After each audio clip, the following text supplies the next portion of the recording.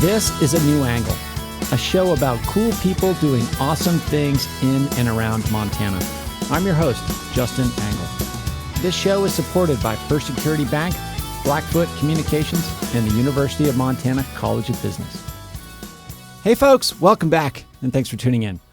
Today is our April edition of Incentives and Instincts, a recurring series in which I speak with economist and friend Bryce Ward about some of the broader challenges facing our society. Bryce, how are you today? I'm good, Justin. How are you? I'm doing pretty well. Yeah, today we're going to dig into the perplexing and inconvenient reality that Americans appear to be dying much younger than our counterparts in other advanced economies.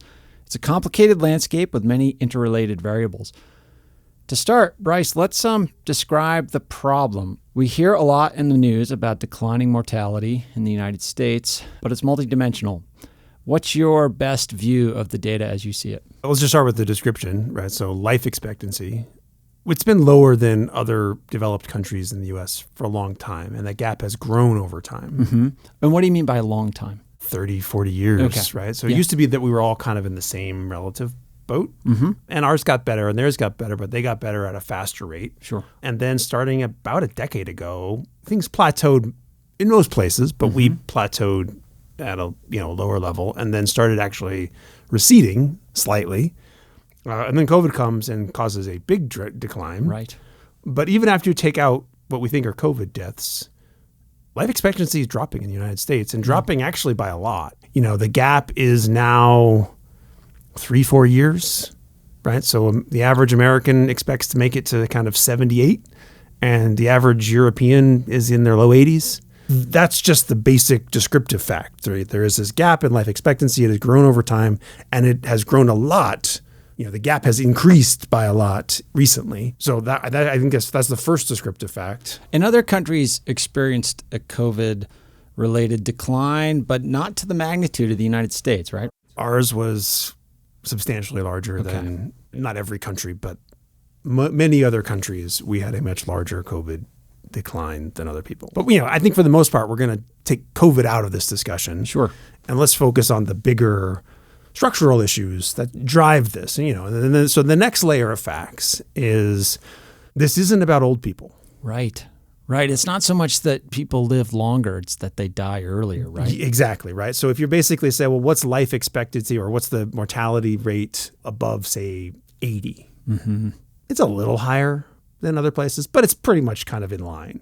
But if you're at 30, you have 4 times greater risk of dying each year. In the United States. In the United States relative to peer countries, wow. Right? And the scary way that this was put in this article in the FT, we're getting all of this. Financial Times by John Byrne Murdoch. So 1 in 25 American 5-year-olds doesn't make it to 40. The rate in peer countries is, it's 25% of one, it's 4 times higher than we're seeing. So if you're looking at 75-year-olds, it's basically the same, right? So if you can make it into old age, I'm sure we could have a long discussion about problems with old age and care for old people and healthcare and all that kind of stuff. But if you're trying to understand the gap in life expectancy, it's what's happening to people in younger ages that's where the story is. And that's what this article basically, kind of highlights, is that there's just this enormous gap that opens at young ages. It applies throughout the income distribution, right? So, the article compares the U.S. to England, and it looks at the entirety of the income distribution. And basically, if you are super rich in the United States, and super rich typically means like $400,000, the life expectancy for people at that income is basically on par with the top of the distribution in England. Okay. But the entire rest of the distribution, right? So the median American, it's basically a 5-year gap. They also looked at it they actually have these data by community in England. And life expectancy in the United States is worse than the poorest, most deprived community in England. So let's just draw that out. Life expectancy across the United States is on par with the poorest community in England. Yeah, the place with the lowest life expectancy, and which is a huge outlier in England, right? I mean, it is, think of that bell curve, and you think of, that 2-3 standard deviations from the mean, we used to be better than them, but we have trended down over, this past decade to where we're basically equivalent, and that's the U.S. as a whole, right? If you go find pockets in the U.S., right, the figure in the articles from West Virginia, it's well below. Sure. Right. Yeah. Essentially, this is our issue, right? We have declining life expectancy relative to what we had a few years ago, and relative to what is happening in other countries, we're getting worse. It's applying throughout the income distribution, and in particular, it is driven by things that are happening in early ages. Right. So we are particularly bad at getting our citizens to age 40 is one way of looking at it. Yeah, and we're moderately bad at getting them from 40 to 75. But once we get you to 75, you're all right. Maybe a little bit less than 75. But so that's basically, that's the issue, right? Is, well, why are we so bad at keeping people alive from birth until midlife? Okay. So given that as a description of the problem, let's start to go through some of the reasons that we know are drivers here. There are so many, and some of them are interrelated.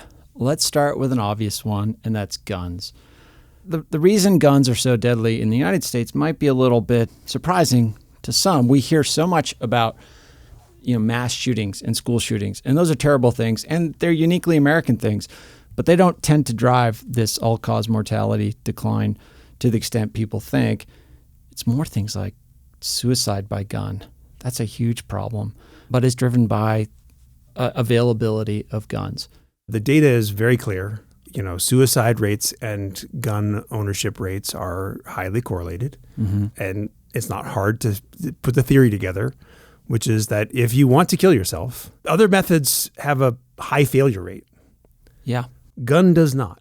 I can't remember off the top of my head the share of gun deaths that are suicide, but if I recall correctly, it is a large majority. I think it's something like 40%. Yeah, large share of them, and then, the other gun deaths aren't good either. No. And, to the extent that, you're dealing with elevated homicide, or from other gun deaths or even accidental gun deaths, it all factors in. But yeah, the availability of guns, particularly with respect to suicide, is a big driver of the share of the gap that is firearm deaths. And, and again, it's important to know.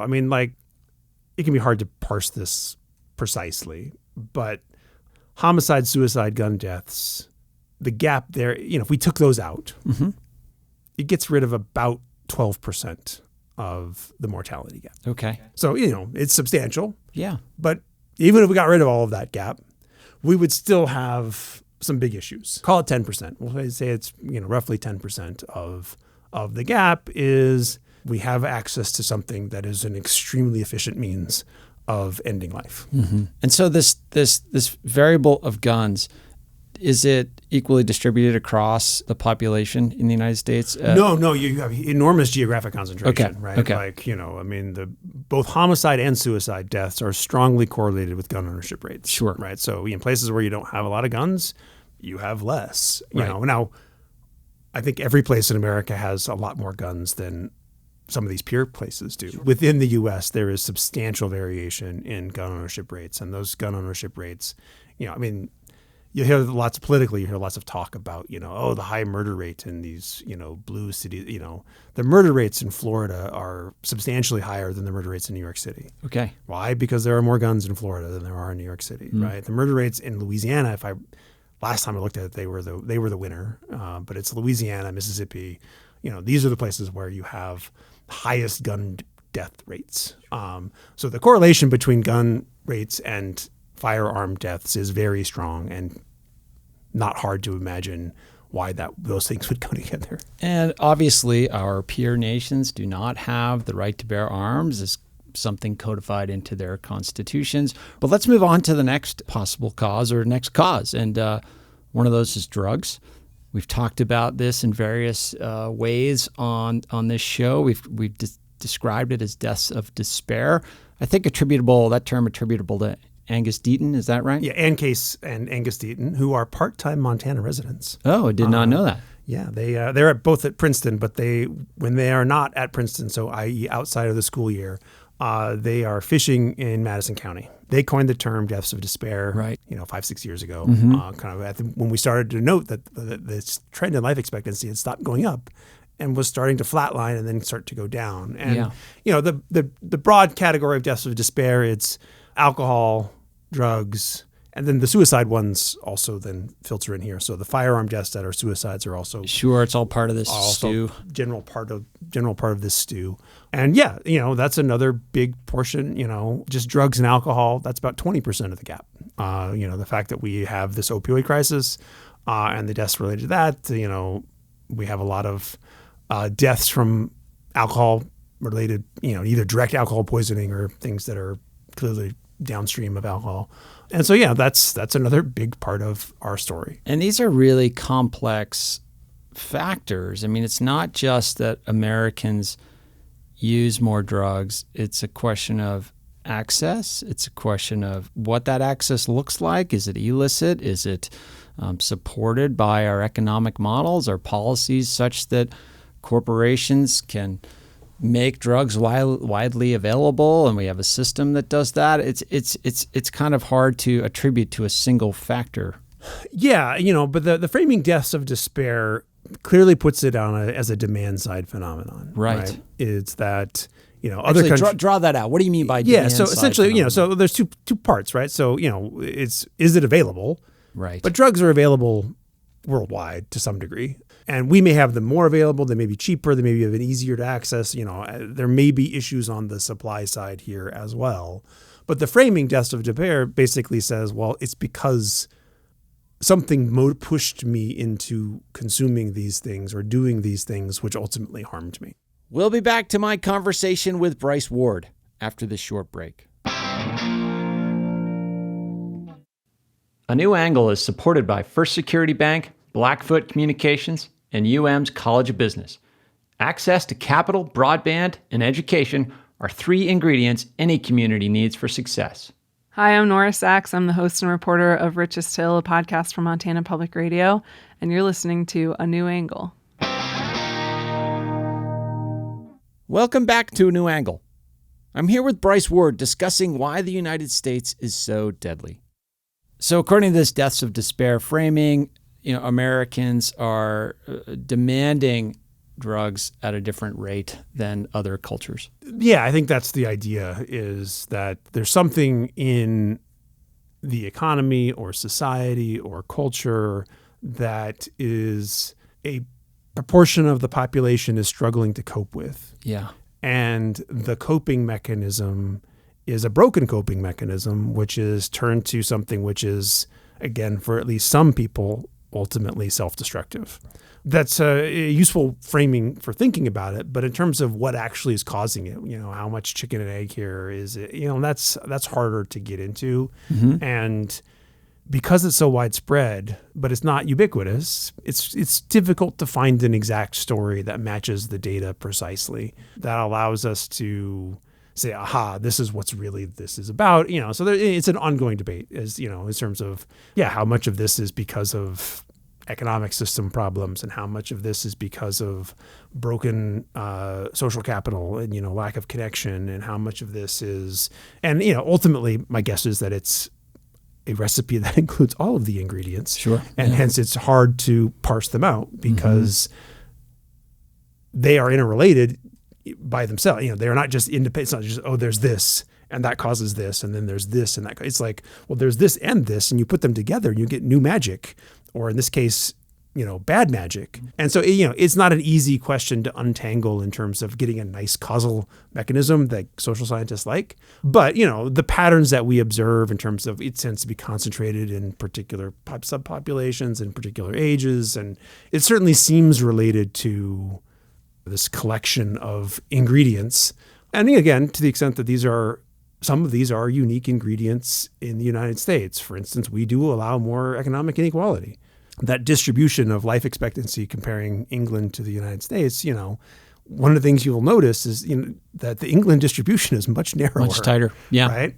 It is lower, the whole thing, but the U.S. distribution is much wider, and it kind of expands to this very high level and down to this very low level. And so, that may play a role. But then there's also just, things we've talked about, in various past episodes, just we're struggling to connect with other people and struggling to find happiness and meaning and those things, they also play a role. And it's not just, I don't think it's just an economic story. I think it has to do with, the structures in society that are allowing us to connect with others and ultimately be healthy. This particular category, it's self-destructive, right? So ultimately it has to do with something about the individual and the support that they're receiving and how they're processing the world that, again, we have more of it than other places. So we clearly have to have, clearly something that's different here.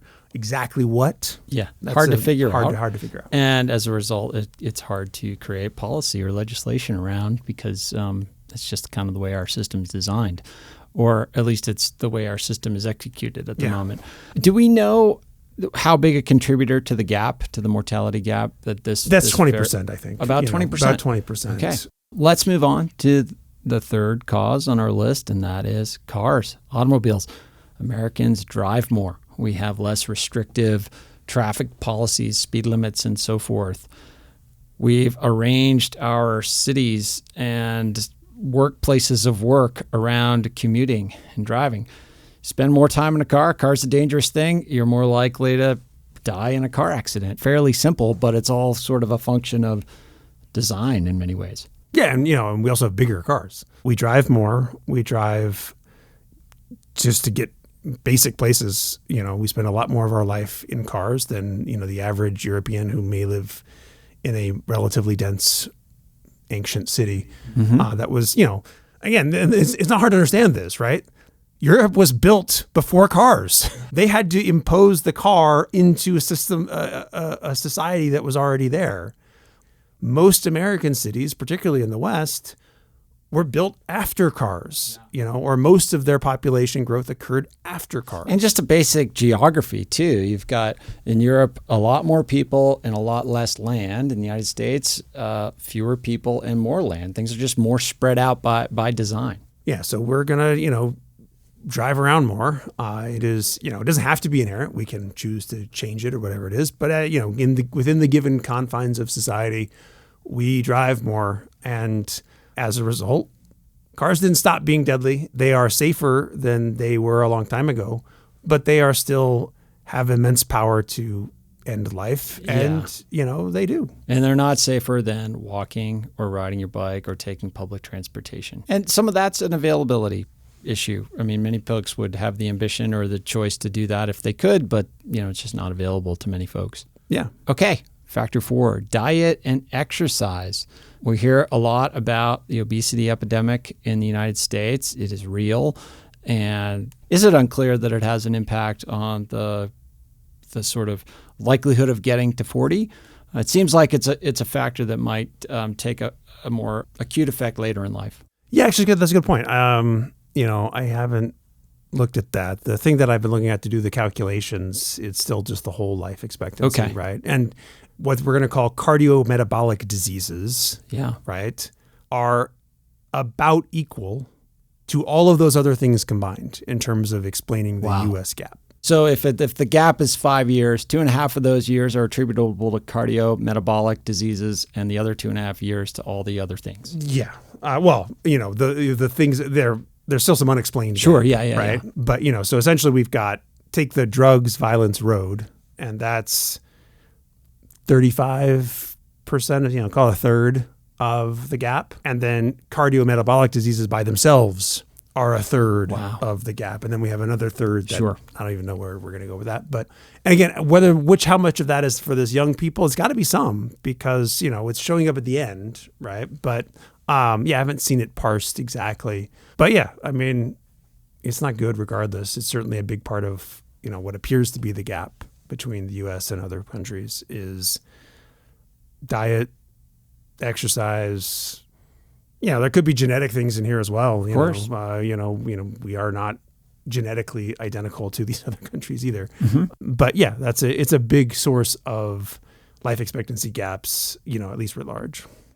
Next variable we'll talk about is healthcare. So Americans like to think we have the best healthcare in the world. We spend perhaps the most per capita on healthcare. Fact check me on that. Is that right? Oh yeah. Okay. Yeah, we spend as a share of GDP. Yeah, we are. I mean, there may be some tiny country out there that's competing with us, but amongst the main kind of OECD type countries, generally we're 2 to 3 times above anybody else. Sure. And we, as we described it earlier, like once you get to 75, you're in pretty good shape relative to other countries, peer countries. The question is, are you going to get to 75? Are you going to get to 40? I think probably Americans' interaction with the healthcare system pre-age 40 is certainly less than it is post-age 40, typically. But how is the healthcare system affecting this mortality gap as you think about it? It certainly matters. We have, because of the Affordable Care Act, we now have a couple of pretty high quality, almost random or as if random allocations of health insurance. The first had to do with a letter that got randomly sent out to people telling them that they were qualified for things on the exchanges.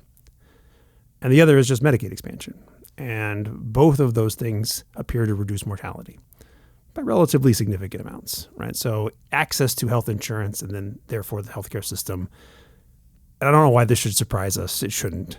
It matters. Yeah. Right? And what is the mechanism with the access to insurance? You're just more likely to consume a healthcare resource if you have insurance. Yeah. I mean, there is a enormous consumption effect. So there's this survey called the Medical Panel Expenditure Survey, right? So we can track the same person over time and literally ask them about healthcare spending. And so we can see, like, you got health insurance. Sure. And then how much do you generate? And it's a lot. So when you don't have health insurance, you skip a lot of care. And that's fine if you didn't need any care. But to the extent that you're not managing something that, is long-term or chronic, you're not treating something that was acute that could have been treated and, but then becomes chronic and then deadly. All of those things matter. And therefore, and you're not participating in preventative care in the same way that you might be if you had more regular access. You're missing early diagnosis of things, you're missing all of it, right? And so certainly access to healthcare has an effect on health. As we just talked about, a lot of times when you used to criticize the American healthcare system, you would say, well, life expectancy is really low and we spend a lot. The healthcare system is not the primary determinant of road deaths, and maybe some of the drug and alcohol stuff could have been mitigated with a better healthcare system. Maybe some of the gun deaths could have been mitigated with a better healthcare system. So it's not independent of it, but there is a whole host. It is not just exclusively like when you're sick, you don't get better. When you're sick in the United States, you typically get better at the same rate as anybody else if you're being treated. Right. And for certain things, particularly certain cancers, if you're getting treated, you're going to get treated better here than you would in other places. So it is not a uniform like, the U.S. system cannot deliver health. We can deliver a lot of health. We spend a lot of money, and we can, if you are able to access the system, particularly if you have a lot of money to access the system, you can buy yourself very good health care in the United States. Yeah, at the upper end, you're going to get the best care for any particular ailment. It's just a question of, can you get access to that? And we should note that the United States is the only of the peer nations that does not have, are we the only of the peer nations that does not have a nationalized healthcare system? Not everybody has a nationalized healthcare system. They have most places have at least some form of single payer insurance that is more expansive than Medicare and Medicaid are in the United States. But there are a couple, I think Switzerland and, a few Asian countries where private insurance is still the thing, but it's more done through subsidy. And, so it's not fully, so the UK is nationalized healthcare, right? So they have an actually, formally state-run healthcare system. Most places have Medicare, but for everyone. Right? So it's just health insurance. So there's a public option. Yeah, there's just a public provider of health insurance. And then where the gaps are is basically on, how generous is the public payer or the public provider, and then what's being topped up in a private market. You can get healthcare in England outside of the national health insurance, the NHS, right?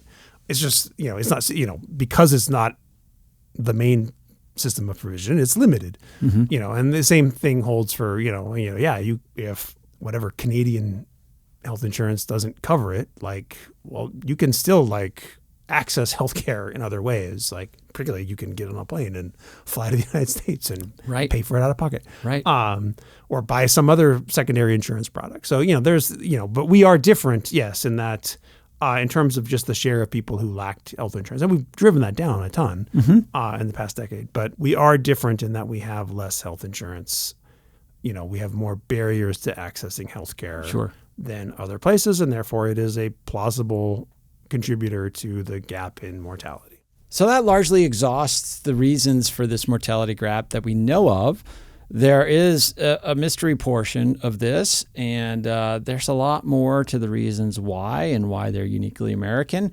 We're going to tackle that next month because this is a big topic. We're going to make this a two-parter. But Bryce, thanks for the description today. And listeners, stay tuned for next month where we try to pull the lens back and understand why America seems to be more deadly than other countries. Yeah, stay tuned for exciting discussion of, deaths of abundance and freedom. Yeah, it's a great way to start your summer, folks. So happy trails.